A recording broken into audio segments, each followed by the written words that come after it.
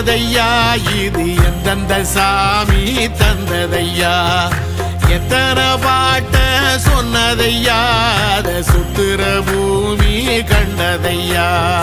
அடிச்சு வீசும் காத்துலையும் அந்த தகப்பனாச சுத்துதையா பிடிச்சு பூக்கும் விதையிலும் ஒரு வம்சத்து கதையே உள்ளதையா